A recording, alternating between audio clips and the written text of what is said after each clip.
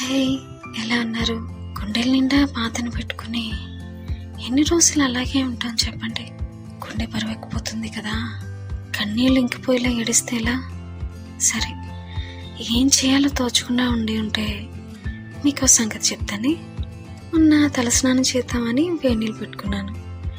నీళ్లు మరుగుతున్నాయి సరే అని ఆఫ్ చేసి దాన్ని పట్టుకుని దించుతుంటే చున్నీ స్టవ్కి ఉన్న స్విచ్కి తగిలింది. సరే అని తీసి మళ్ళీ వేసుకుందామని పెట్టే లోపల ఎడమ చేతి మీద మరుగుతున్న నీళ్లు పడిపోయాయి. వెంటనే ఎర్రగా అయిపోయింది. నరాలు లోపల విపరీతమైన బాధ. వెంటనే చేతులు వాటర్ కింద పెట్టి ఐస్ పెట్టాను. ఆ సిచ్యువేషన్లో మనసు లోపలే నాన్న పప్పులు రానివద్దు అని అడిగాను.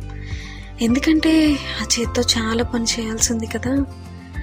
ఐస్ పెడుతున్నాను కానీ చేయి వణుకుతుంది.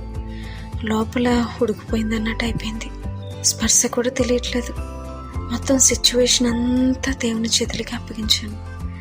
ఎంత ఆశ్చర్యం అంటే పొద్దున్న చూస్తే అసలు కాలిన చాడే కనిపించకుండా చేశారు దేవుడు.